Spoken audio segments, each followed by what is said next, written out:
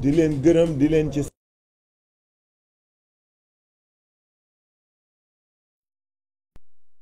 et vous le faites de manière objective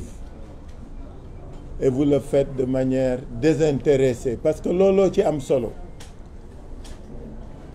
ñu rafetlu seen taxawaay tey fii après que ngeen daje ak suñu jigéen ñi qui de manière magistrale sous l'autorité de la Linguère Brak Aïda Mbodj l'honorable député Aïda Mbodj waxtaan na ak yéen mais surtout jëmale ko ci askan wi moo tax suñ leen wooyee léegi ngeen waroon laajte lu tax ñu woote waat li tax ñu woote waat dañu am démarche boo xam ne bu constante la depuis ba coalition bi am ak léegi dañ ne askan wee ñu ñor askan wee ñu tax jóg askan wi la ñuy yëngatul ak askan wi la ñu bëgg a ànd liggéeyal askan weeg réew mi ba tax na lépp lu xew lépp lu am dañuy jël temps waxtaan ak askan wi wax leen li xew donc jërëjëf yéen jaaraama yéen mais jërëjëf askan wi nga xam ne aussi may nañu nopp dénk nañu seeni bët te àndoon nañu ñun di wax ak a jëf solo daje bi tey nag xam naa ne ñu bari ci yéen xaw nañ ko foog xaw nañ ko njort parce que depuis 10 jours bi ñu jógee ci événement 8 bi ba léegi ñoo ngi waajal événement 17 bi lépp lu ci war ci wax ci dox ci dajale ci dem ci nit ñi di dem ci dëkk yi di dem seeti kër nit ñi ñu ngi koy dox xëy na looloo tax nos amis d'enfance d'en face ont commencé à paniquer panique boobu moom moo waral lii ngeen gis fan yi ñetti fan yi pourquoi ma ne ñetti fan yi parce que bi ci jiitu mooy lii ñoom Déthié waxtaanoon ak yéen depuis cette forfaiture du Conseil constitutionnel depuis cette énième forfaiture d'ailleurs du Conseil constitutionnel ñu ngi woon ci waxtaan ak yéen mais surtout di jëli initiative di dox li ñu war dox parce que li nga xam ni moo caractériser waa Yewwi Askan Wi mooy lu ñuy dox rek dañ koy wekk ci yoon dañ koy waxtaane dañ koy doxe ba pare jëfe ko bi Déthié ñoom demee ministère de l'intérieur waa DG dañ leen wax lañ leen wax ñoom nettil nañ leen ko su ma ciy dellu si c'est pour wax rek ni li nga xam ni moom la ministère de l'intérieur à travers la DGE def Déthié daf leen laaj lu simple dafa ni leen R58 l'article R58 est très clair R58 dafa ne bulletin de vote bu ne war na am photo wu tête de liste en plus sigle ak tur yi ak sant yi ak métier profession yi mais li tax ma di ci dellu si mooy Déthié daf leen laaj lu ñu tontuwul Déthié dafa ni leen biñ nee ko dañ lay jox bulletin bu dul am photo dafa ni leen wax leen ma fu ngeen ko wékk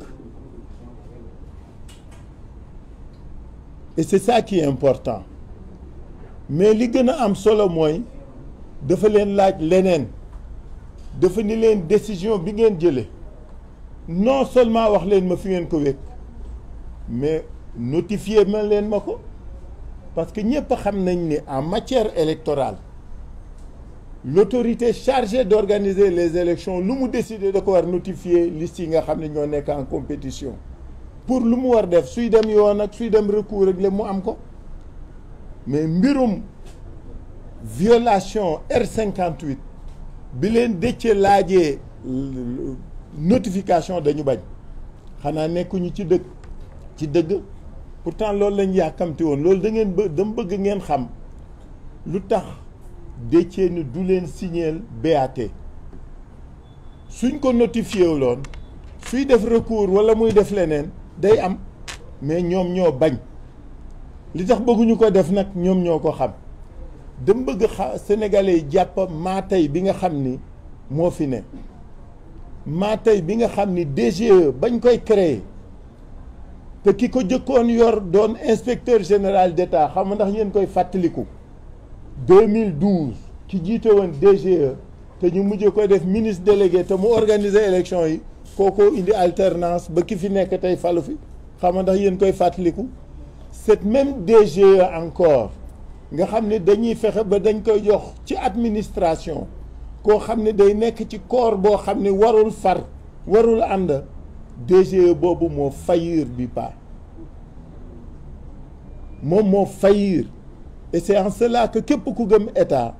da ngay am kersa parce que l'administration est écrite soo jëlee décision bala nga ma ko bala mu ma doon applicable il faut nga bind ko wala nga taf ko pour qu'on dise que nul n'en ignore donc loolu dama koy fàttali rek pour ngeen xam lu tax Déthié est fondé à ne pas viser l'arrêté le BAT parce que ñaari étape la Déthié day viser BAT bi ministre bi mooy signer BAT bi dama bëgg ngeen xam responsabilité ku nekk ci boobu processus mais expliquer na leen ko ñun la ñu laajoon la ñuy laajaat on veut que notre tête de liste soit sur le bulletin de vote comme le stipule l'article R58 du LD R58 du code électoral beneen njombe bi am mooy ce gouverneur qui est venu s'immiscer dans le débat électoral. Qu'est-ce que le gouverneur vient faire là-dedans? Pour relayer un communiqué du CNRA.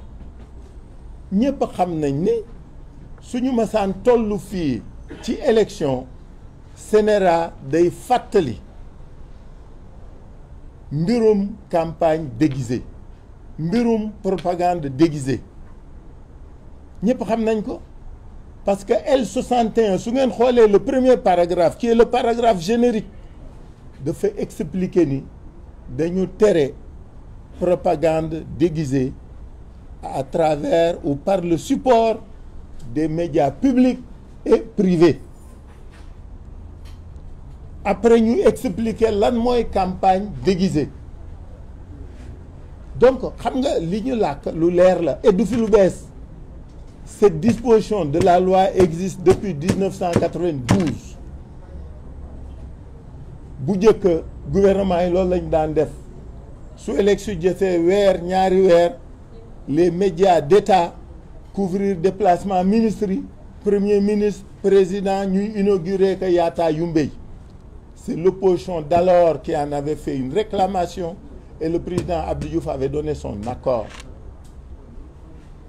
loolu le gouverneur bi wëlbati pour bëgg a wéer ab interdiction lu ci yoonam qu'est-ce qu'il est venu faire comme disait l'autre mais diantre qu'est-ce qu'il est venu faire dans ce débat il n'y a pas sa place kañ le gouverneur doon relais wu CNRA alors pourquoi ma dellu ci ñaari point yooyu dama dellu ci ñaari point pour wax leen nag li tax ñu du dajeeg yéen tey manifestation bi ñu war def le 17 te fas yéene ko def incha allah dañu dem police ak Déthié ak Cheikh Tidiane Youm ñu def déposition parce que ñun lu ci nekk dañ koy awale yoon bi ñu defee déposition ñetti waxtu la 15 heures ba 18 heures lañ fa téye ba ñuy génn la ñu mujj jàpp mooy dañ ñu fàttali ni L61 waaw nan ngeen di def ak moom ñun leen L61 concerné wuñu L61 ak communiqué général concerné wuñu parce que ñun suñuy def suñu manifestation du propagande du campagne déguisée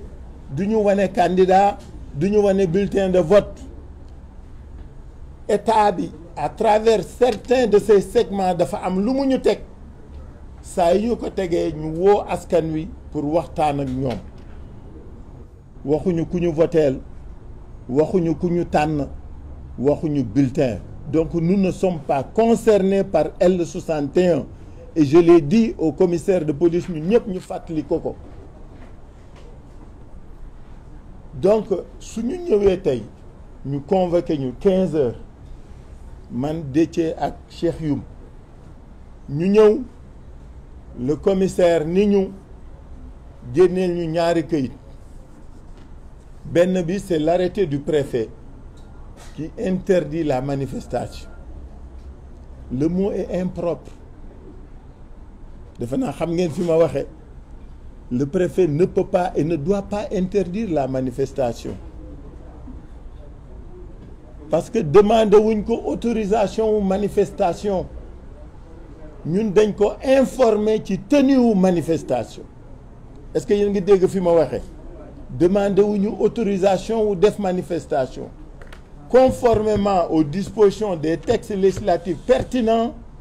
on l'a informé de la tenue d'une manifestation donc mënuñu notifier mënul interdire suñu manifestation mais li ci gën a yéeme mooy ñaari raison yi mu évoqué benn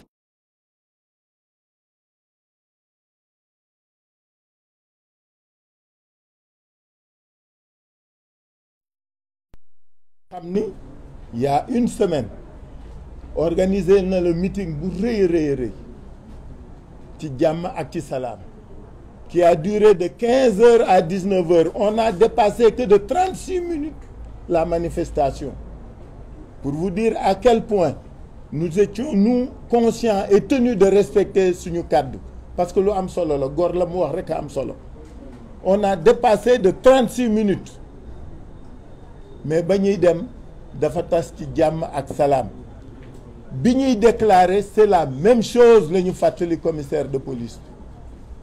ni ko c'est dans les mêmes conditions que nous tiendrons cette manifestation donc suñ nee ñu trouble à l'ordre public daf ñuy jaaxal mais surtout menace de trouble à l'ordre public kooku mooy première raison bi li ci reelu parce que nul n'est dupe dans ce pays xam nga dëkk bi moom dafa tuuti léegi c'est une petite case c'est un village loo fi njort jëmale ko sa noon rek am na ku ko wax ak ku ko déey wala mu xam ko procureur bi wax léegi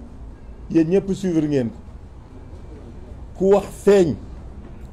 c'était pas innocent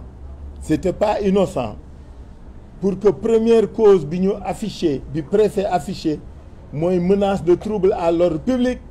le procureur qui sort tout à l'heure et qui dit que notre manifestation de dimanche dernier de mercredi dernier était insurrectionnelle yéen ñëpp ko dégg je ne veux pas faire le commentaire de son texte ou de son exposé mais le mot c'est lui qui l'a lâché parce que moi je l'ai écouté et nous l'avons tous écouté il a parlé d'insurrection ce n'est pas innocent ce que vise l'État ce que visent certaines structures de l'État est net et clair. Qu'est-ce qu'il y avait d'insurrectionnel dans la manifestation du 7 nañ ñu ko wax du 8 qu'est-ce qu'il y avait d'insurrectionnel quand est-ce que l'ordre public a été menacé quand est-ce que la sécurité de l'État et de la nation et des citoyens a été menacée jamais dans cette manifestation et lors de cette manifestation mais xam nañ fi ñu jëm parce que leur cabinet occulte leur relais ont commencé à distiller des choses li procureur bi wax ci français bokkul ak li mu wax ci olof xaw ma ndax déglu ngeen ko en français il a fait preuve de beaucoup plus de retenue que bi mu wax ci olof bi mu wax ci olof nee na personne n'est intouchable personne n'est intouchable lu mu fiy def si ak lan la fiy def ci waxtaan wi et que daañu topp ñëpp parce que la manifestation du 8 était insurrectionnelle dama ni xam nga lii raam ci ñag bi la jëm ñun nag duñu xaar ba mu egsi ci ñag bi dañ koy dogaatle jàmmaarloo ak moom aucun d'entre nous ici n'est dans un cadre dans un objectif d'insurrection. Nous sommes des citoyens qui usons de nos droits et qui manifestons. Comme que feeñaguñu ñoom ñun ñoo ngi leen di xaar ñun xam nañ fi ñu jëm xam nañ li ñu bëgg a wax mais comme que ñemeeguñ ko wax duñ leen ko wax mais je veux que rek prendre l'opinion à témoin parce que nag ci leader yi kenn doo nga fi dëkk Casamance.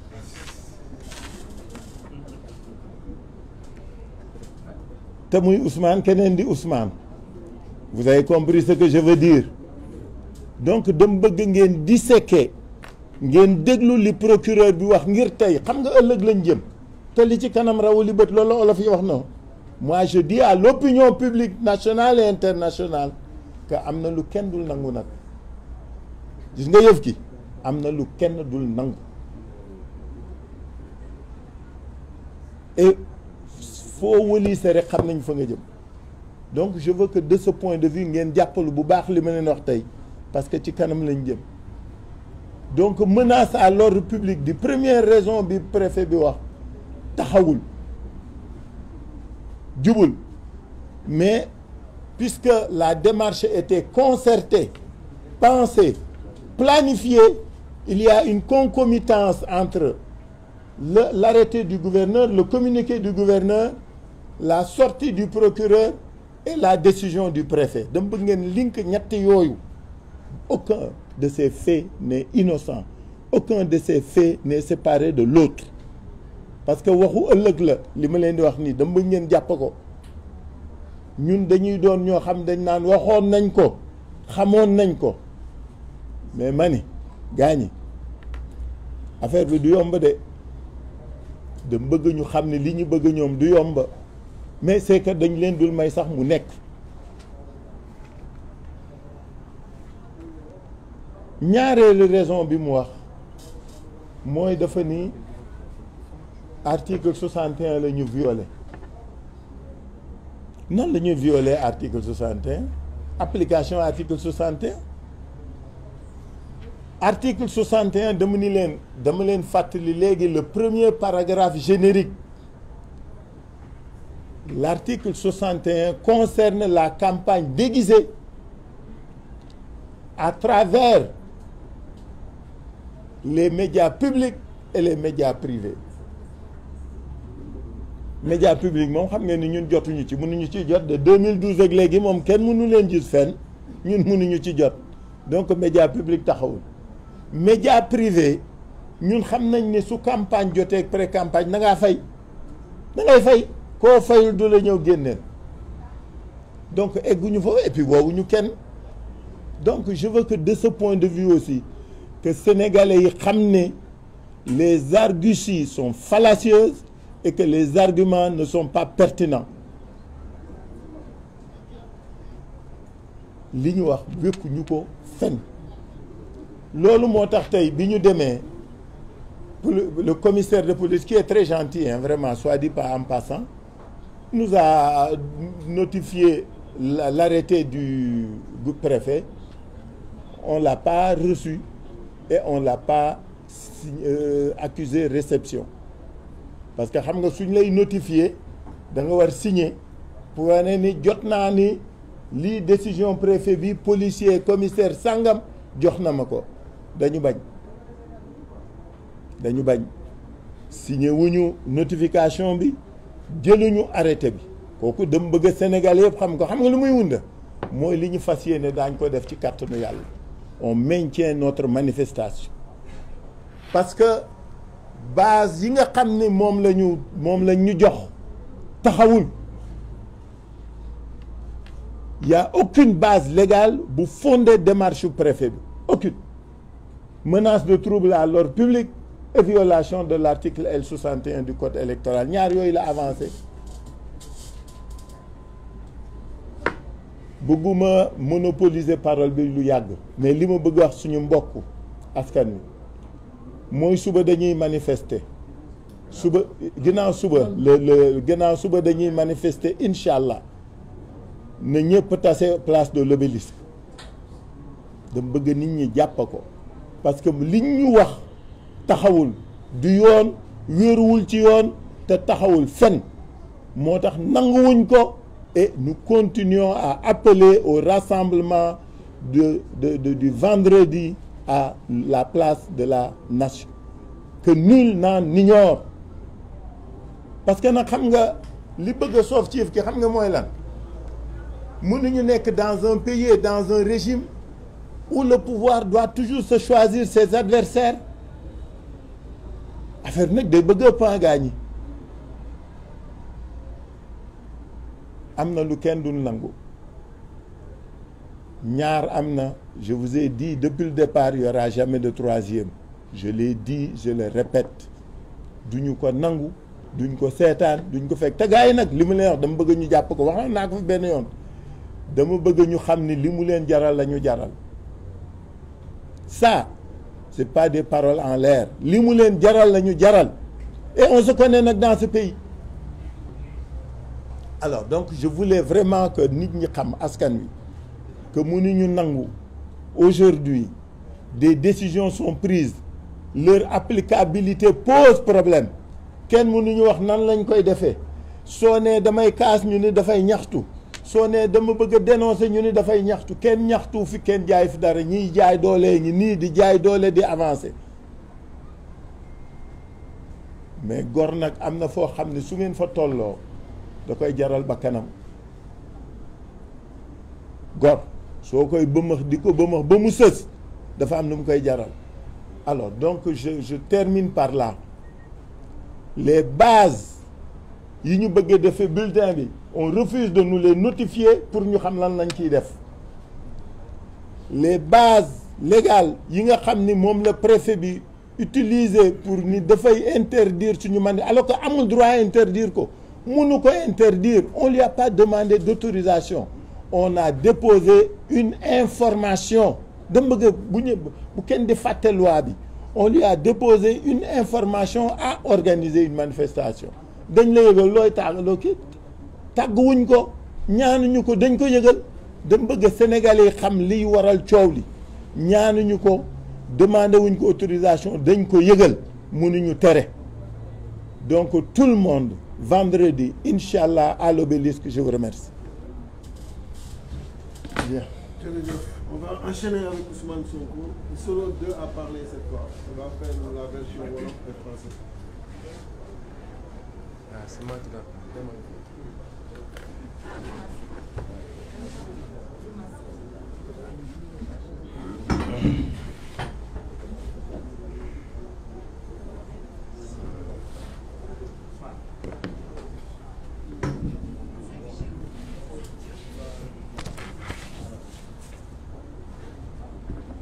mbokk yi asalaamaaleykum ñu ngi nuyoo ñi fi teew ñëpp ci suñu mbokk journalistes yi di leen masawu ci coono bi ndax fa ngeen jóge te mu sori lool ak embouteillage yi xam ngeen ñi caaxaan lañ leen fa wooyoon mooy ndajeem procureur waaye dinañ ci dellu si di nuyu mbooleem ñi ñuy seetaan ci spectateurs yi ñi ñuy seetaan en direct ak ñi ñuy seetaan yi plus tard defe naa Khalifa Sall ubbi na wax ji waaye balaa may tàmbali sama wax dinaa njëkk a dànkaafu Macky Sall ak ñi nga xam ne ñoo koy jàppale ci tappale yi mu nekkee ci réew mi muy lenn ci fonctionnaires yi ak lenn ci magistrats yi réewum Sénégal boo ci génnee politique muy Benno Bokk Yaakaar ñaar yi koy yàq actuellement mooy lenn ci fonctionnaires yi ak lenn ci magistrats yi saa yi ma ko waxee nag seen xol di bëgg a dagg waaye lu ne fàng du lu ñuy essayer démontrer sénégalais boo laaj mu wax la te dama faral di wax ni fonctionnaire sa grade nu mu kawe ab nit dong nga di ab citoyen magistrat sa grade nu mu kawe ab nit dong nga di citoyen te fañ la teg askan wi di la fay pour nga def ab liggéey dafa am charte ñu tëral ni nii nga war a doxale saa soo ko wàccee rek mérite too ñuy maslaxa ak yow wala ñu naan dañ lay respecté parce que yaa njëkk a xotti worma réew mi lenn ci hauts fonctionnaires yi ak lenn ci magistrats yi ànd ak Benno Bokk Yaakaar te liy firndeel seen lënkaloo ñoom mooy lan tey Yewwi Askan Wi kan la amal problème administration la amal problème ak justice direction générale des élections ministère de l'intérieur ak conseil constitutionnel la ñu amal problème waaye ñan ñoo leen di tontul Benno Bokk Yaakaar boo moytul balaa 22h ñu woo leen ne dañ ñuy tontu te ñun amuñu seen jot parce que ñun ñi jël ay décision ci ndigalu Macky Sall pour éliminer suñu liste de manière injuste et illégale de manière anticonstitutionnelle ñun ñooñu la ñuy waxal waaye saa soo leen tuddee kan mooy tontu Benno Bokk Yaakaar mooy tontu loolu moo wane seen lënkaloo tey amul sénégalais bu mu ump administration Sénégal ak justice su Sénégal dañoo los gombaanu dañoo nërmeelu waaye dañoo dem jébbalu ci Macky Sall lu mu leen wax suba bu ngoon jot loolu la ñuy def ñooñu noonu nag laay waxal Macky Sall mi leen jiite Cheikh Abdou Bara Dolly nañ ko ba mu dem këram gis nga ay waxu Macky Sall institution est-ce que Macky Sall institution bu jar a respecté la institution bu jar a respecté dina wàcc Sénégal ba di dem di toog ak ñoo xam ne lenn rek lañ leen mën a mandargaal mooy saaga mën nañu saaga nga dem taxaw ak ñoom naan da ngay suuri rek yu ñàkk fayda yoo xam ne kenn xamul lu mu doon kon institution Macky Sall su dee institution la nit la di père de famille di jëkkër di doom ni mu mënee fay ay nit ne leen dem leen saagal ma Ousmane Sonko dem leen saagal ma Macky Sall dem leen saagal ma Khalifa Sall ak keneen ak keneen te boobu ba léegi déggu leen ñu wax ndax yàlla may nañu xol yu yaatu ba ñu mën a dëkku waaye boo xamee ni sa xol moom ak benn grain d'atome ñoo tolloo waroo jiitu di fay ay nit naa leen demal saagal ma ay nit rawatina nag nga nekk président de la République c'est-à-dire Macky Sall fi mu wàccee fonction présidentielle au Sénégal gëwma ni mun nañu atteindre ci loolu fi mu wàccee fonction présidentielle di woo nit ñi palais parce que mën ngaa saaga ñaata nit la recevoir palais lan mooy seen mérite saaga li waa ji ne en fait li expliqué yëpp Macky Sall a un problème avec son passé je crois il a un problème lui avec son passé et il essaie de prendre une revanche sur la société moo tax respecté wul kenn ku dul Macky Sall ci boppam keneen ku dul Macky Sall jàpp ne ni doo nit soit nga ànd ak moom da nga koy ndunguru wala mu jaar ak yow fu ñëpp xam wala nga ne yow d'accordu ma ak moom ci ni mu yoree réew mi mu ne faw ma tëj ko kaso loolu mooy Macky Sall kon fi mu wàcce institution yi fii institution présidentielle au Sénégal kenn mësul egg foofu léegi nag li may wax sénégalais yi mooy doonte Macky Sall institution la ab nit la yor njaboot yor soxna yor ay doom buñ ko tuddee ci an bu mu jàpp ni du anam bu jaadu ni mu koy méttee na xam ne ñi muy fay pour ñu dem saaga nit ñi ñooñu muy saaga dañoo yor njaboot yor ay soxna yor ay kër am image bu ñu war a défendre kon kilifa yi laay waxal parce que sëñ Abdou Bara Dolly dafa am balaa politique di ñëw dafa am fu mu bokk di kilifa li ñu bëgg a gëmloo kilifa yi mooy sëñ Abdou Bara Dolly dafa wax loo xam ne lu rëy rëy la moo tax ñu jàpp ko loolu amul politique moo tax ñu jàpp ko élection bii ñu dëgmal te mu bokk mu nekk tête de liste Touba ñu xam ni buñ demee duñu mun a gagné moo tax ñu jàpp ni suñ ko jàppee ba élection yi passé dañu wàññi suñu doole anam gi ñu ko jàppee it jaarul yoon parce que loi dafa ne constitution moo ko njëkk a wax règlement intérieur de l'Assemblée nationale doo ko reprendre député munoo ko jàpp lu dul jàpp nga ko en flagrant délit mooy ba muy def nga ko fekk muy def lu dul yoon nga jàpp ko wala mu def ba pare di daw clameur publique poursuivre ko nga jàpp ko ci anam googu mun nañu d'accord ñoom ñu ne dañ ko jàpp ci flagrant délit te gannaaw def naa ëllëg sa wala gannaaw ëllëg sa lañ ko dem jàppi donc loolu dootul lu tooy nga ne jàpp nga ko flagrant délit mais flagrant délit da nga ko war a juger ci nu mu gën a gaawee mooy flagrant da nga ko war a présenter devant le juge ñu juger ko te li ci ëpp sursis lañ lay def nga bàyyi mais jàpp nañ ko ci flagrant délit dem ba ci biir procureur bii doon wax sànq nga xam ne moo yées Serigne Bassirou Gueye c'est procureur bi moom dem ba ci biir daal di bind juge d'instruction ne bëggatuma nga yóbbu ko flagrant délit dama bëgg nga ubbi instruction pour rek ñu mun koo téye juróomi weer juróom-benni weer juróom-ñaari weer loolu du yoon. wax naa keroog Moustapha Niass bu doon président assemblée nationale bu baax la mooy dem génn ji Serigne Bara Serigne Abdou parce que téye buñ ko téye jaarul yoon ci jamono jooju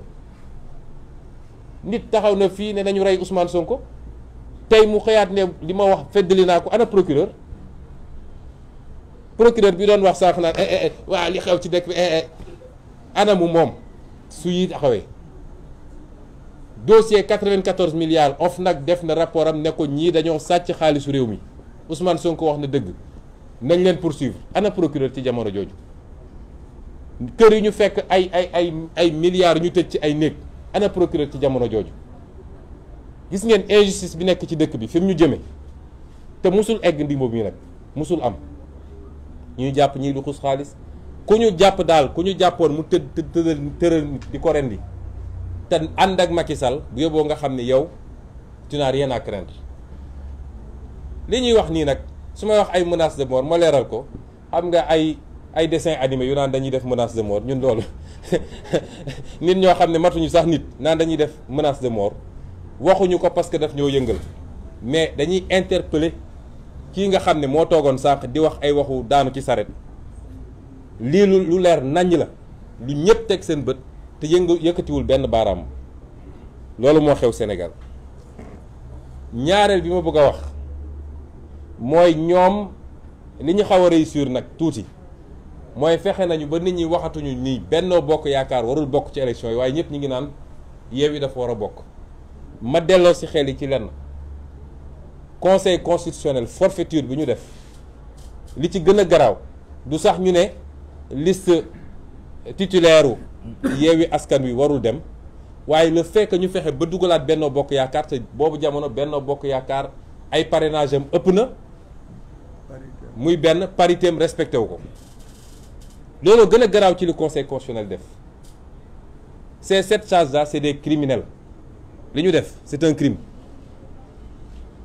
loolu moo gën a garaaw que sax le fait que ñu ne ñun suñu liste titulaire nationale du dem kon dama bëgg ñu delloo ci xel yi ci loolu balaa ñu naan suñu liste nationale dafa war a bokk coow li yëpp mooy Benno Bokk Yaakaar waruloon bokk ci élection bi parce que keneen ku mu doon listam doo bokk ci élection bi ñaata nit la ñu téye parce que nee nañu seen parrainage matul yoon dafa ne parrainage bi bu manqué benn munoo dem bu ëppee benn munoo dem Benno Bokk Yaakaar ëppale benn depuis quand conseil constitutionnel nga xam ne c'est le juge de la conformité à la constitution naan l'arrêté d'un ministre depuis quand le conseil constitutionnel est le juge de la conformité à un arrêté ministériel. C'est une honte. C'est une honte ce que la magistrature est en train de faire dans ce pays. Et j'interpelle l'union des magistrats. bu dee dese na leen lenn su dee dese na leen lenn ci dignité ak ci probité nañu jóg wax ci ñoom li ñuy def ñoom magistrats yi ci réew mi bu dee nag dañ ñoo bëgg a gëmloo ni justice amatul desetul dara lépp a ngi ci loxo Macky Sall ñu xam ni on a un pouvoir exécutif amuñu judiciaire amuñu législatif pouvoir exécutif la ñu am boo xam ne ay juges yu koy jaamu la ay fonctionnaires yu koy jaamu la looloo fi des ci réew mi. Et donc ñetteel bi ma bëgg a wax mooy arrêté préfet bi li préfet def dafa symboliser li ñu def suñu administration léegi li des ci administration li gouverneur laa bëgg a wax sax gouverneur d'abord parce que le gouverneur de Dakar ku ma xam bu baax la maag moom ñoo bokk promotion ENAM chaque 5 heures ñoo doon football au terrain ENAM xam naa ni ku baax la waaye Alxasan gis nga àdduna yenn saa yi nga jël sa responsabilité ñu affecté la feneen sax moo gën nga nangu ñu associer sa tur ci njombe yu mel nii moom gouverneur Alassane Sall sama frère la je le connais xam naa nit ku baax la l'esprit noonu lañ ko doon wooye bi ñuy football l'esprit waruñu laa wàcce ba ci lii rafetul carrière jarul yenn yi nit sa dignité ak sa diggante ak sa borom amul lu ko war a jar lu dul ay carrière Macky Sall wax na Antoine Diome wax na et cetera parce que moom ci boppam ñu signé la loolu xam na ni article bi ñu wax yéen journalistes yi la jublu te pourtant yéen journalistes yéen a ngi ni di couvrir suñu conférence de presse bu meeting amee di ngeen ñëw article bi amul benn rapport avec la liberté de manifester ou de se regrouper amul dafa ne période préélectorale bi yéen waru leen couvrir propagande électorale ñoom suñu cohérent ak ñoom te yéen ñëpp dañ leen war a ñëw roñ kon moom Alxasan xam na ni liñ ko signaloo te wóor na ma sax dañoo bind rek ne ko signal mu signé xam na ni lii dëppoowul ak yoon waaye c'est à ça que notre administration est réduite et c'est triste réew mi bu ñu koy defaraat justice ak administration la ñuy njëkk a jublu ay réformes parce que justice bu nërmaloo ci réew rek dara desu fa lépp mun na nërmalu ci réew ba mu des justice te soo waxee nag ñu làqat waaye l'institution judiciaire nangam les plus grands ennemis de l'institution judiciaire sont dans la magistrature loolu mooy dëgg kon arrêté gouverneur bi c'est un arrêté illégal mënul servir de base à une interdiction préfet bi li mu def tey mënul légal parce que préfet bi ñaar la wax bu njëkk bi mooy menace de trouble à l'ordre public te saa waxuñu nag menace de trouble à l'ordre public bi lan la de xam naa MFDC mooy ñëw ak toutes ses bases à la place de l'obélisque peut-être que sax Macky moo leen di jox kaar ñu ñëw lan mooy menace à l'ordre public ñun di semaine ba le def nañ fi manifestation dara yënguwul manifestation bu mucc ayib ñu pare ramasse mbuus yeeg yëpp defaraat place ba mu rafet nit ñi ñibbi moo tax d'ailleurs li ma wax léegi gis ngeen procureur il faut Yewwi Askan Wi déposer une plainte contre le procureur parce que ñu def manifestation ay une semaine coow amul dara amul nga toog ba tey ne ñu suñu manifestation boobu insurrection la woon est-ce que procureur bopp bi yur bi normal na ñu def seen manifestation une semaine plus tard dara yëngatuwul pétard sax dégguñu ko nga jékki-jékki inventé say ay histoire ne manifestation bi insurrection la woon ana les signes de l'insurrection kan la ñu xeexal fan la ñu dem est-ce que dañoo déloger palais est-ce que ana signe insurrection loolu mu ñu jiiñ nag on va demander à nos avocats de préparer on va déposer une plainte contre vous parce que toog yor fonction rek foog ni lu ne mun nga ko teg ci deru nit ñi dafa yomb procureur waxul dëgg xam na ni insurrection amul te nous l'interpellons personnellement parce que dafa am loo xam ne nit su koy def mun nañ ne c'est des actes et des propos détachables de sa fonction procureur du lii li mu wax tey politique la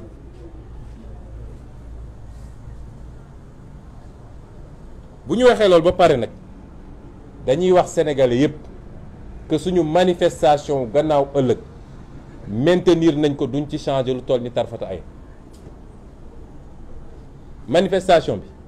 maintenir nañ ko duñ ci changer tarfata ay man dama ne sax est-ce que waruñu koo dem defi place de l'indépendance waaw est-ce que waruñu koo defi place de l'indépendance duñ ci changer dara dinañ def suñu manifestation parce que nag li ma bëgg incha allah bokk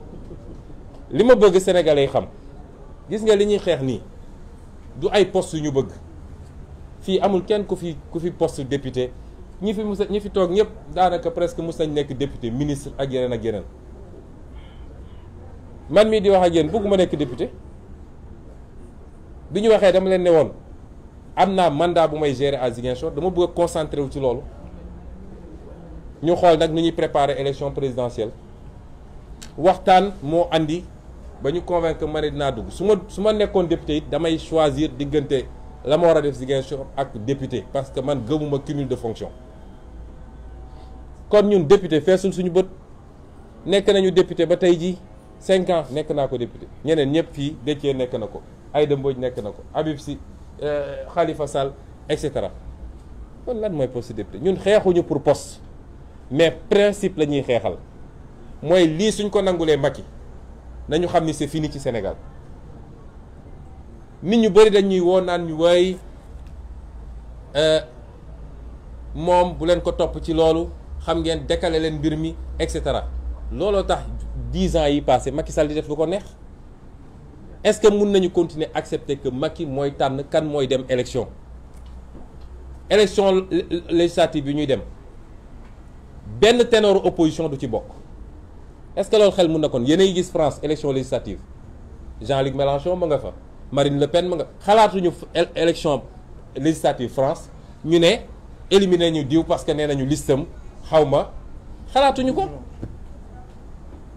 noo mu nee ne damay dem élection législative nga ne Ousmane Sonko du bokk Khalifa Sall du bokk Karim Wade du bokk Déthié Fall du bokk Aïda Mbodj du bokk Habib Sy du bokk et cetera et cetera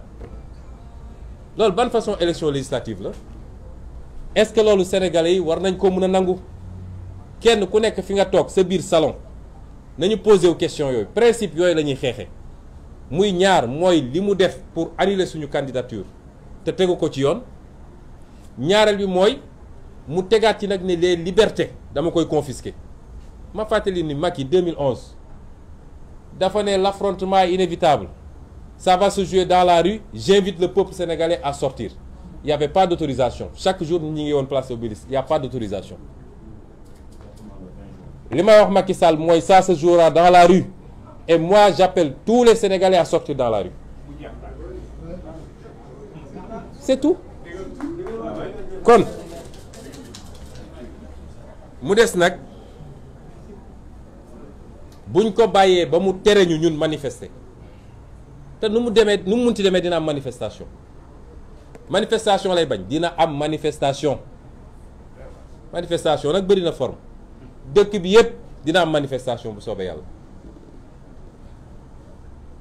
li ca des nag mooy complot yi nga xam ne Macky Sall mi ngi ak moom complot yi mu nekkee xam nga li mu defee woon France ñun xam nañ ko ku mu dajeel France ci lu ñu fësal ak lu ñu fësalul xam nañ ko ci ñu bokk ci réew mi ak ñi ko ngemb ci France lépp xam nañ ko lam fa uti woon xam nañ ko ay pexeem lu mu def su ba ngoon jot du ma ne lépp xam nañ ko de waaye li ci bëri xam nañ ko parce que ni mu yóbbee say services de renseignement généraux yooyu noonu la ñu amee ñu nit suñuy nit fu mu toog ba foog ni wéet na fa sax ndax xam ni li muy def ñu ngi koy xam kon gënuñ ñoo muus ma bëgg wax sénégalais yi ni procureur li mu def sànq commande politique la ça n'a rien à voir avec la justice procureur ci boppam xam na ne li muy wax du dëgg xam na ko kon li mu def léegi politique la du justice teyit leader yi fi nekk yépp ay cible Macky Sall lañu waaye xam nañ ni tey leen tax a jóg mooy jëmm Ousmane Sonko moo tax dem nañu fabriquer seen rebelle feex nañ ba mu tudd Ousmane su tudd doon Ousmane it Sonko lay sant waaw su tudd doon Ousmane su tuddoon Bakary Sonko lay sant dem nañu fabriquer seeni rebelle nee nañu waa ji moom xamu fu mu jógee moom dong nag moo waroon ñëw taal Sénégal moom dong xam nga fu ñu ko jëlee ak ay xam naa ni yàlla war na koo may ay dons yu extraordinaire moom dong moo waroon ñëw taal ci Sénégal ma wax leen ni procureur waxul dëgg day politique ci politique la nekk waaye procureur dafa waroon am fitu ne Macky Sall daf maa yebal pour ma jiiñ Ousmane Sonko rebelle dem jàppi ko wax ji yëpp loolu la. Ay personnes n'est intouchable dans ce pays li mu ci jublu xam nañ ko waaye ñoo ngi leen di xaar jóge nañ ci complot siif jóge nañ ci complot salafiste jóge nañ ci complot Tuloy Oil léegi bii moo leen dese waaye fii lañ leen di xaar fii lañ ñuy fekk seen complot bi mu voté loi am gannaaw duma yi ñu ko duma mars daaw la voté loi ci terrorisme yéen a ngi koy fàttaliku. Rébellion la ñu bëgg a wax appel à insurrection ñaar yooyu la ñu bëgg a wax appeler à manifester qui est un droit constitutionnel et désormais un appel à insurrection dans le jargon le lexique juridique de Macky Sall, de son procureur et de ses juges foofu lañ toll ci Sénégal seen bébét yëpp nag mooy li ñu def ba teg loxo ci leader yi seeni complot dem na ba ne soyez pas étonnés ñu fomenter fi ay attentats Macky Sall sañ na ko di ngeen jékki-jékki ñu dégg attentat parce que soo wax ñu ne la contexte sécuritaire le Sénégal n'est pas en danger sécuritaire daaw bi ñu ko waxee 4 avril police ak militaires yi ak gendarme yi 4 avril ñoo def seen émission ne li ñuy wax amul y a pas de djihadisme ni de terrorisme au Sénégal démenti boobu mi ngi fi dugg leen ci internet bi. Parce que nag nous avons une armée très républicaine boo xam ne kenn mënu koo dugal ci caaxaan pexem yi muy def ni yëpp ci police la ak ci ñi jiite ñenn ñi jiite gendarmerie waaye police bi du leen topp de la ci ëpp ci agent yi duñu leen topp te chaque fois ma wax leen ko nag Macky Sall bu mu leen tayle saa yu defee li muy def ba pare day jël avion dem bu mu leen tayle mais seen complot yooyu yëpp. daaw bi ñu ko waxee dajale force occulte qu'on a vu jusqu'à présent xaw ma la nag lan terrorisme gendarmerie ak police ñoo ñëw plateau 4 avril ne loolu amul kan moo ëpp information gendarmerie ak armée ci lu jëm ci sécurité amul ci Sénégal Macky Sall ci boppam ñoo koy informer Sénégal nag ñoo war a bañ Macky Sall sa stratégie waxoon naa ko fi c'est la stratégie du chaos xam na ni mënul am 3e mandat nu muy def ba créer un chaos fexe ba jàpp les leaders daal di décréter l'état d'urgence et le comment on appelle ça le couvre-feu général pour mun a justifier nag li muy def régime militaire la fi bëgg a andi bu dee nag dañ ko topp ci loolu te mi ngi koy def ak des complicités étrangères et à l'interne ay milices yu muy monter moom Macky Sall ay milices yu muy monter pour ñu mën a def ay njombe ci réew mi ñu ne voilà opposition bi ñoo woote woon loolu lay waajal ñun xam nañ ko ndax am nañu information yi ma wax nag ni ñu bëri ñu ngi woo ne ñu bu leen dem ci affrontement ñun suñu option première du affrontement suñuy droit constitutionnel la ñu bëgg a exercer un point un trait ak refuser une mascarade par rapport à nos listes amul leneen ñu bëri dañ lay wax ni Macky Sall sait que l'affrontement est inéluctable mais repousser leen ko ba coowal 3e mandat commencé mais li ma bëgg a wax sénégalais mooy li mu bëgg a def ni suñ ko bàyyilee mu yombee noonu ci moom dara dootu ko jomb ci li ci des parce que du koo xam ne mun na dégg wala mun na raisonner wu moom xamul loolu su lambee mu nooy rek day dem looloo tax ma ne ñun combat de principe moo tax ñuy xeex manifestation ëllëg bi gannaaw ëllëg bi leaders yi ñooy xool ndax suba dañuy introduire référé directement au niveau de la Cour suprême man dama koy wax gëwma Cour suprême gëwma Conseil constitutionnel jusqu'à ce que ñu réformer justice bi dama gëmul justice su Sénégal ci dossier boo xam ne am na connotation politique gëmuma ko mais la loi d'abord l'article de la Constitution dafa ne liberté de manifester sénégalais dama bëgg mu leer mooy sénégalais bu nekk am nga sañ-sañu ñaxtu te waxul ni da nga war am autorisation de dafa ne da nga ko war a yéegal rek autorité bi la loi de 1978 sur les manifestations lan la wax dafa ne autorité administrative mun na interdire un regroupement wala une marche mais ci ñaari conditions te ñaari conditions yi dañu war a daje dama bëgg ñu déglu ñu bu baax donc interdiction bi c'est l'exception c'est pas le principe mais pour mu am il faut que ñaari conditions yi daje bi ci njëkk mooy il faut mu prouver ni am na menace à l'ordre public prouver gu ko de wax ñu lan mooy menace loolu moo tax ñu ne procureur génnal ne gis nañ fi ay rebelles yu bëri Salif Sadio sax mi ngi Dakar ay waxu daanu saret yoo xam ne kenn xamul lu mu doon ñaareel bi mooy ñu prouver que ñoom amuñu suffisamment de force de l'ordre pour encadrer la manifestation ba menace de trouble à l'ordre public boobu du am ñaar yooyu il faut mu daje or su ngeen seetee arrêté préfet bi benn la ci wax kon arrêté bi c'est illégal dafa ne menace à l'ordre public mais waxul ni man préfet awma suffisamment de policiers de gendarmes pour encadrer la manifestation te gis nga loolu Cour suprême ci boppam génne na ci arrêt yu bëri ma jox leen ci ñeent rek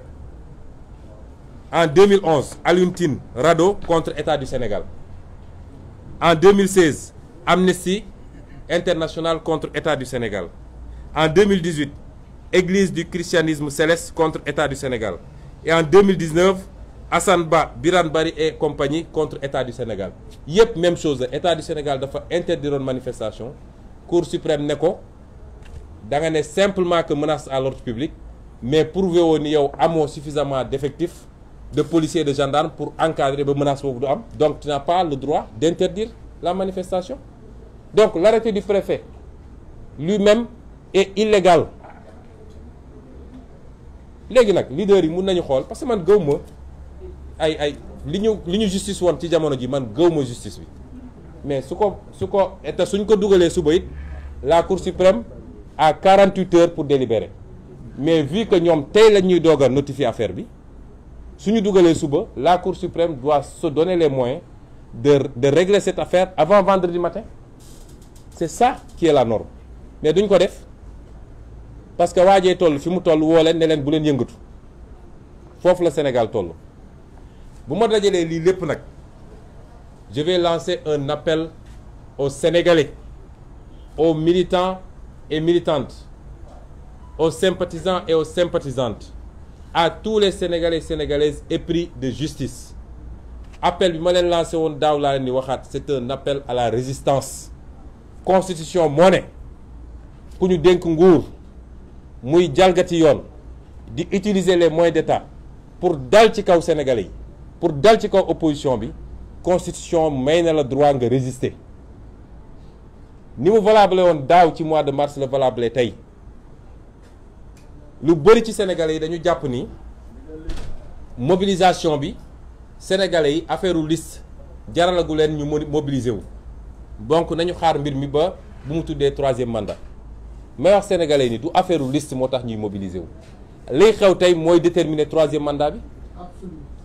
bu ku jàpp ni affaire bi suñ ko bàyyee mu yomb nii du continuer ci troisième mandat bi forcé def forcing da ngay nax sa bopp moo tax j'appelle tous les Sénégalais à la résistance dafa am jamono yoo xam ne buñ ci tollee cim réew li nga xam ne mooy xeeñ ci Sénégalais yi ñëpp xam ni changement bi ñuy xaar depuis longtemps xeeñ na mat na ñor na surtout yéen jeunesse bi muy étudiant bi muy ambulant bi muy élève bi muy keneen ak keneen nga xam ne yéen la ñu bëgg a xañ loolu Macky Sall bëgg fi toogaat 20 ans parce que rek suñu gaz bi mu bëgg a jaay mu jaay ba pare bëgg koo continuer ak suñu xaalis réew mi ñuy détourner ak yeneen su ngeen seetaanee ba lii romb facilement suñ ko seetaanee ñun ñëpp ba mu romb facilement dinañu màtt suñu baaraam te duñu am fu ñu ko jooyee moo tax fu ñuy daanelee mooy appeler publiquement massivement à la résistance face à la dictature rampante de Macky Sall. Je vais résumer tout ce que j'ai dit en quelques mots en français. J'ai commencé tout à l'heure mon allocution par exiger la libération de Cheikh Abdou Bara Dolly Mbacké. À tous ceux à qui on veut faire croire que Cheikh Abdou est retenu parce qu'il aurait offensé le chef de l'État, Je dis que ça n'a rien à voir. Il est retenu pour des considérations strictement politiciennes. C'est la tête de liste de l'alliance Wallu-Yewwi à Mbacké. On est à quelques encablures des élections. Macky Sall sait très bien qu'il va perdre encore une fois Mbacké. Et il pense qu'en prenant Cheikh Abdou en otage, il parviendra à amoindrir nos forces, à réduire nos forces et à se donner une chance de remporter les 5 députés du département de Mbacké. C'est la seule motivation. Il n'y a rien d'extraordinaire que Cheikh Abdou ait dit ce jour-là. Il y a des gens qui disent pire, des gens qui appellent au meurtre. Et vous n'avez pas vu le procureur qui vient de faire son cinéma, son cirque. Vous ne l'avez pas vu bouger le petit doigt. Et c'est dans ce Sénégal que nous vivons. Un Sénégal d'injustice, un Sénégal de forfaiture quasi quotidienne. Tous ceux qui sont avec Macky, que vous ayez détourné de l'argent pour remplir des chambres de vos appartements, que vous ayez blanchi de l'argent, qu'on vous ait pris la main dans le sac en train de fabriquer des faux billets, que vous ayez appelé publiquement au meurtre, que vous ayez insulté du matin au soir les opposants, vous pouvez aller dormir tranquille, il ne vous arrivera absolument rien. Et pour des bourgeois, on prend une autorité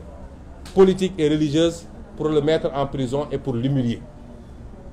C'est le cas de Cheikh Omar Diagne, ce sera peut-être le cas de tout le monde si on continue à laisser faire Macky Sall.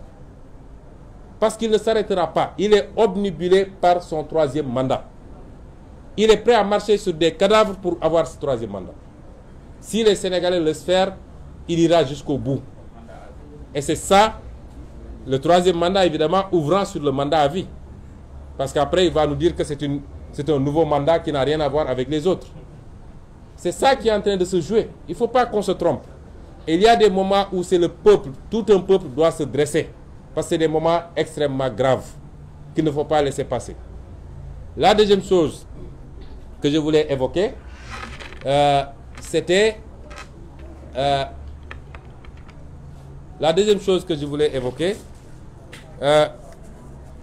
que dans la communication, je veux ramener les Sénégalais à l'essentiel. Parce que depuis une semaine ou une dizaine de jours, ce qu'ils ont réussi,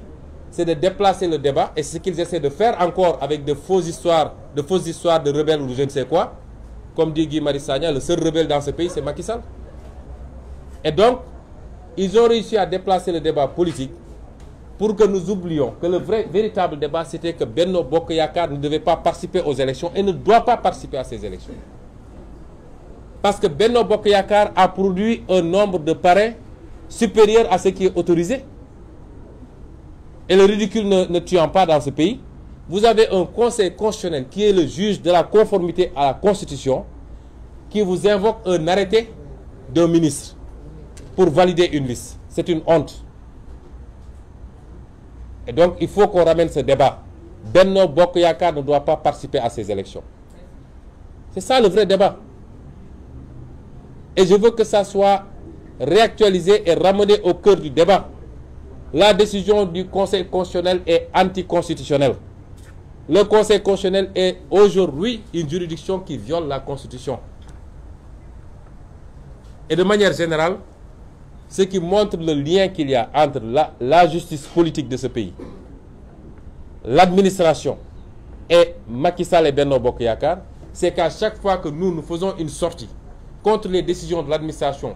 ou de la justice, c'est Benno Bokk Yakaar qui répond. C'est Benno Bokk Yakaar qui répond. Et ils disent que maintenant, ils ont la police pour eux, ils ont la gendarmerie, ils ont la justice, donc ils peuvent faire ce qu'ils veulent. C'est ça le discours de Benno Bokk Yakaar. Quelle arrogance et quelle inculture, si le mot existe, quelle inculture d'État. J'ai la police, j'ai la gendarmerie, j'ai la justice, je fais ce que je veux. C'est à ça que Macky Sall a réduit la République du Sénégal. Le parti État, la coalition État, qui fait ce qu'elle veut, qui emprisonne qui elle veut, qui fabrique tous les dossiers qu'il veut, et on nous dit, nous maintenant, comme disent les jeunes, les neutres de ce pays nous disent non, c'est pas grave. Laissez-le vous emprisonner, ça vaut mieux que de soulever les gens. Laissez-le écarter votre liste, ça vaut mieux. C'est de la fumisterie, il faut que les gens arrêtent. Si les gens n'osent pas dire à Macky Sall, arrête ce que tu es en train de faire, tu as tort et tu es en train de mettre la sécurité de ce pays en péril, mais qu'ils aient un peu de scrupule à nous interpeller. Tout le monde sait que nous sommes les victimes de Macky Sall. C'est ça la réalité. Ensuite, parler du gouverneur de Dakar. J'ai dit tantôt en Wolof que c'est un monsieur que je connais bien, avec qui j'ai passé 2 années à l'ENA. Tous les après-midi, après les cours, nous jouions au football au terrain de l'ENA. Un monsieur que j'aime bien, affable, courtois. Mais je suis obligé de lui lancer ce message. C'est pas ça qu'on t'a appris à l'ENAM, Alassane Sall. C'est pas ça, servir la République. Et quelquefois, mieux vaut prendre ses responsabilités et refuser d'appliquer un ordre manifestement illégal. Parce que qu'est-ce que vous encourez comme sanction? Une affectation simplement. Mais vous gardez votre dignité et vous êtes resté quitte avec votre conscience. Et c'est ça le fonctionnaire que nous voulons dans ce pays. Mais pas des gens qui appliquent. Moi, je suis sûr qu'on lui a écrit un document et on lui a dit signe ici, il a signé. Simplement. Et ce qu'il a dit, il sait pertinemment que c'est faux. Les dispositions qu'il invoque, l'article qu'il invoque, vous concerne, vous, la presse. On dit, on est entré à la période préélectorale, vous ne devez pas couvrir les propagandes politiques. On considérerait que ce point de presse est une propagande politique. Et vous êtes là à couvrir. Et vous allez couvrir toutes les activités politiques. C'est ça la vérité. Si vendredi, on fait un meeting, autorisé ou pas, vous allez couvrir. Donc ça, c'est des histoires. Ça n'a rien à voir avec la liberté pour les citoyens de se regrouper et de manifester. Ça, c'est un droit constitutionnel. On ne peut pas viser de faux articles pour nous l'enlever. Et c'est pourquoi l'arrêté du préfet est doublement illégal. L'arrêté qui nous interdit de manifester le vendredi. D'abord parce que, je l'ai dit et redit, le droit de manifester est un droit constitutionnel, article 8 de la Constitution. Si c'était Macky le président à l'époque, il n'y aurait jamais eu cet article dans la Constitution. Et s'il pouvait l'enlever tout de suite, il l'enleverait. C'est un droit constitutionnel, primo. Et exceptionnellement, la loi de 1978 qui organise les manifestations a posé l'interdiction comme une exception. Ce n'est pas le principe. Mais l'a encadré. La loi dit, pour que l'administration interdise une manifestation, il faut qu'il y ait 2 conditions cumulatives. Ça veut dire que ces 2 conditions doivent se retrouver. Vous ne pouvez pas en viser une et laisser l'autre. Et c'est lesquelles conditions? C'est de dire, 1, il faut que le préfet prouve qu'il y a menace à l'ordre public, de troubles à l'ordre public. Et deuxièmement, qu'il prouve qu'il n'a pas suffisamment d'effectifs en termes d'agents de sécurité pour encadrer et éviter cette menace. Or, dans l'arrêté du préfet, il s'est limité à dire menace à l'ordre public sans dire quelle est la menace à l'ordre public. Et il n'a pas dit qu'il n'a pas suffisamment de policiers et de gendarmes pour encadrer la manifestation. Et à chaque fois que l'administration a pris des décisions de ce genre et que les manifestants ont saisi par la suite la Cour suprême, les décisions que j'ai citées tout à l'heure, en 2011, il y a Aluntine et la RADDHO contre l'État du Sénégal, on n'invente rien. En 2016, il y a Amnesty International contre l'État du Sénégal. En 2018, il y a Église du christianisme céleste contre l'État du Sénégal. Et en 2019, il y a Hassan Ba, Biram Bari et d'autres contre l'État du Sénégal. À chaque fois, la Cour suprême a débouté ou a cassé l'arrêté du préfet en lui disant que tu n'as fait qu'invoquer une menace à l'ordre public, mais tu n'as pas prouvé que tu n'as pas suffisamment d'éléments pour pouvoir encadrer cette manifestation. Ça veut dire que le préfet, ce qu'il fait, c'est illégal. Maintenant, les leaders ici présents, avec les avocats, vont voir la pertinence de déposer dès demain matin au niveau de la Cour suprême, qui, j'en suis sûr, ne s'empressera pas à se prononcer, puisqu'il a 48 heures. Elle a 48 heures, elle attendra vendredi à 19h pour sortir de l'affaire probablement.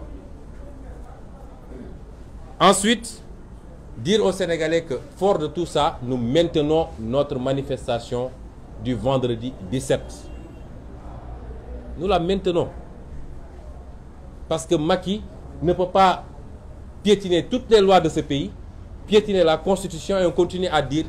non, laissons-le faire, laissons-le faire. Jusqu'à quand? Jusqu'à quand? Parce qu'aujourd'hui, c'est deux choses. L'injustice contre nos listes, mais le minimum qu'il nous reste, c'est le droit de manifester. Macky Sall dit qu'il va nous priver de ce droit. Et c'est pourquoi nous maintenons cette manifestation.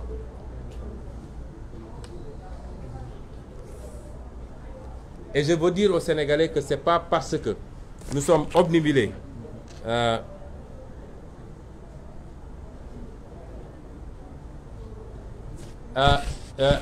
et d'ailleurs, je viens d'avoir l'information pour vous dire combien cet homme est intolérant. Il a donné l'instruction au directeur de Dakar Arena pour qu'il annule la cérémonie qui devait être organisée le 18 à l'honneur du président du PUR, Serigne Moustapha Sy, alors que l'autorisation était déjà obtenue. Que les gens ont versé, les cautions ont fait tout ce qu'il fallait, qu'un parti et sa daïra décide d'organiser une cérémonie d'hommage à leur leader, même ça, Macky Sall n'en veut plus dans ce pays. C'est extraordinaire ce qui se passe. Si on ne freine pas Macky Sall tout de suite, les Sénégalais qui sont là à donner, certains qui sont là à donner des leçons de morale, si on ne fait pas face à Macky Sall tout de suite, comprenons que ce combat est perdu définitivement. Je voulais dire également, et nous apportons tout notre soutien au PUR qui est un parti allié, et nous disons à Macky Sall qu'on fera face, parce que ça ne peut pas continuer comme ça. Toute cette mascarade-là, j'annule ma tournée. Depuis quand il a annulé ses tournées? Il a fait des tournées ici en pleine période de pré-campagne. Depuis quand il annule? Ces cafards-là qui disent qu'ils annulent également leurs manifestations. Quelle manifestation ils vont faire? Tout ça pour monter un puzzle, et puis c'est le procureur après qui monte au créneau pour nous raconter des histoires. C'est ça qui est en train de se jouer. Et ils pensent que les gens n'ont rien compris, qu'on peut les manipuler comme ça. Alors, je voudrais dire aux Sénégalais que nous qui sommes là, ce n'est pas un poste de député qui nous fait courir. C'est pas ça. C'est pas une histoire de il faut impérativement que Sonko soit une liste, soit sur la liste, que Déthié, que Aïda Mbodj, que Habib, etc. Certains d'entre nous, dont moi-même, ne voulaient pas être sur les listes. Je veux le dire aux Sénégalais. On n'est pas obnubilé par ces questions. Mais c'est une bataille de principe qu'on est en train de mener. Pour la démocratie qui est le produit de luttes très acharnées, des décennies durant. Et c'est tout ce qu'on avait comme acquis. Macky Sall est prêt à piétiner, à marcher sur des cadavres pour avoir un troisième mandat. C'est ça qui est en jeu. Hein? Ce n'est pas des histoires de poste. Et pour cela, il y a tout un schéma de complot préparé par l'État du Sénégal. Il est bon que nous en parlions ici. Et le procureur vient de poser un acte, entre autres. Le procureur de la République vient de dire à tous les Sénégalais que nos vaillantes forces de défense et de sécurité ont pris un rebelle qui curieusement s'appelle Ousmane et qui serait venu à Dakar avec un conteneur de bombes pour faire exploser tout le Sénégal à partir de Dakar. Le ridicule ne tue pas. Ce procureur doit avoir honte à ce moment-là en nous racontant ces histoires. Et vous voyez la corrélation avec le contexte. Le procureur intervenait, c'était un acteur politique de Benno Bokk Yakaar qui intervenait. Et il aurait dû avoir le courage, parce qu'un homme doit être courageux. Au lieu de dire nul n'est intouchable, nous poursuivrons, etc. Il n'a qu'à dire comment Macky Sall m'a mandaté pour préparer un complot contre Ousmane Sonko, pour l'accuser de rébellion, de rebelle et aller le prendre. Un homme doit être courageux. C'est ça la mission qu'il a reçue. Et ça ne date pas d'aujourd'hui. Et je suis heureux qu'on ait glissé de djihadistes à financé par Tullow Oil, violeurs, maintenant c'est MFDC, avec peut-être chez moi il y a des Kalachnikov et des, je ne sais pas moi, des 12-7 ou je ne sais quoi, pour préparer des attaques contre les gens. Des M16, voilà. Lui c'est un militaire, il connaît les armes. Peut-être qu'il y a ça chez moi pour préparer un coup d'État contre Macky Sall. Le seul qui prépare un coup d'État au Sénégal, je le dis ici et maintenant, le seul qui prépare un coup d'État, qui a déjà perpétré des coups d'État électoraux, parce qu'il n'a pas gagné 2019, il n'a pas gagné les élections passées, mais qui prépare un coup d'État présidentiel pour 2024, il s'appelle Macky Sall. Et si on le laisse faire,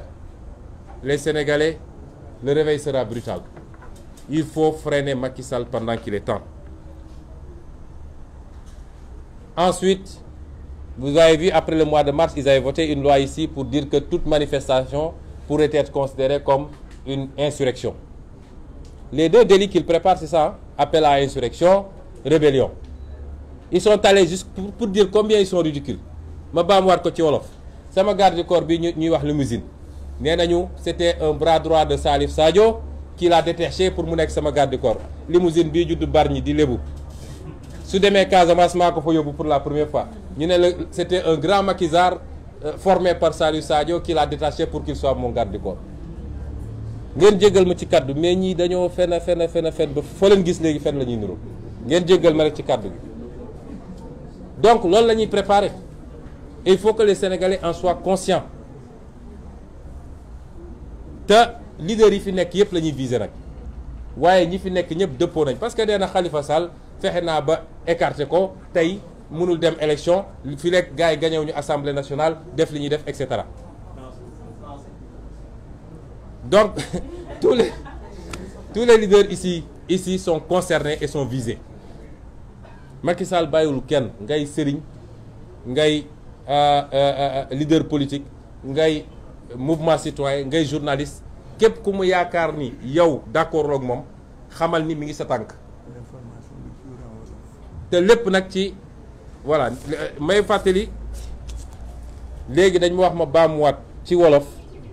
mooy Macky Sall fi mu jëmeek ñun ndox du fa taa mooy ku àndul ak moom amatoo sañ-sañu noyyi ci réew mi ndax sëñ Moustapha Sy partiem di PUR nga xam ne suñu allié la ñëpp xam ni alliance bu dëgër la ñu def fas yéene woon def manifestation sargal samedi sargal sëñ Moustapha Sy loolu lan la ci Macky Sall ragal joxe woon nañ leen autorisation ba ñu dem fay stade Dakar Arena desul lu dul samedi ñu dem def seen manifestation te ñun ñëpp dañ fa waroon teew ndax dañ ñoo invité léegi la ñu Cheikh Tidiane yu mu bind ne Macky Sall terewaat na wax na waa Dakar Arena nañu nangu terrain bi manifestation bi mu am foofu man xaw ma léegi ban Sénégal la ñu nekk. On en est là et c'est pourquoi nous avons voulu dire aux Sénégalais que nous on mène un combat de principe. Je m'excuse d'être long mais c'est important qu'on se comprenne. Nous ne menons pas un combat pour des postes. Nous ne prenons même pas les salaires quand on est élu. C'est pas ça qui nous intéresse. Mais on ne peut pas continuer à laisser Macky Sall choisir qui va aller à une élection et qui ne va pas aller à l'élection. Ce qui se passe au Sénégal est impensable en France ou aux États-Unis ou je ne sais où. On dit qu'on va aller à une élection. Aucun des ténors de l'opposition ne va participer à cette élection. C'est Macky Sall qui va choisir. On dit c'est la liste des suppléants de Wallu. Qui connaît les gens qui sont dans la liste des suppléants de Yewwi Askan Wi? Mais c'est inadmissible. Et on ne peut pas continuer à laisser ça. Je dis aux Sénégalais et aux Africains, parce qu'il est le président en exercice de l'Union africaine. Un homme qui ne peut pas régler les problèmes élémentaires chez lui ne peut pas régler les problèmes de l'Afrique. Macky Sall n'est pas un panafricain, c'est un faussaire. Il ne croit pas à l'Afrique, il ne croit qu'à sa petite personne et il veut utiliser ses fonctions de président de l'Union africaine pour se tailler une envergure internationale et pouvoir justifier demain d'un poste à l'ONU ou je ne sais où. Et je m'adresse à tous ces gens-là. Voilà un homme, parce que nous sommes aussi informés sur lui que lui sur nous. Il faut qu'il le sache. Qui serait prêt à commettre des attentats au Sénégal pour pouvoir justifier le recours à des moyens constitutionnels exceptionnels. État d'urgence, couvre-feu, emprisonner les trucs. Et il est aidé par ça, par ses partenaires étrangers. Nous savons ce qu'il était allé chercher en France. Nous savons ce qu'il cherche partout quand il se déplace. Nous savons qui il rencontre, y compris les acteurs nationaux qu'il rencontre, que ce soit connu ou pas. Tout ce qu'il prépare, on le sait. Mais les Sénégalais le savent parce que c'est cousu de fil blanc. Et c'est pourquoi nous réitérons ce que nous avons toujours fait. Face à un homme comme celui-là, et face à son parti, il n'y a qu'une chose qui vaille, et il attend le moindre signe de faiblesse de la mobilisation. Je m'adresse aux Sénégalais, toutes couches confondues, mais particulièrement à la jeunesse. Il n'attend que cela. Le moindre signe de faiblesse sera exploité par Macky Sall pour dire que le mouvement s'est essoufflé.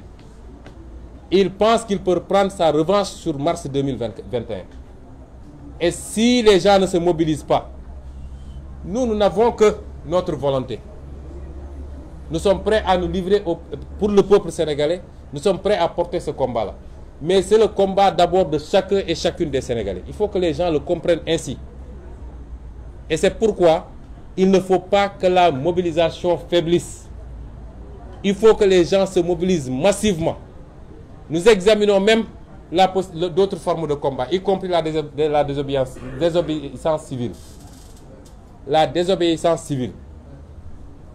Et il y aura des jours où on demandera à tous les Sénégalais à 20 h de se mettre à leur fenêtre et de faire un concert de casserole. Il y aura des jours où on demandera à chacun de rester chez lui. Toutes les formes de lutte sont envisageables. Mais pour le moment, nous avons un rendez-vous, c'est le 17.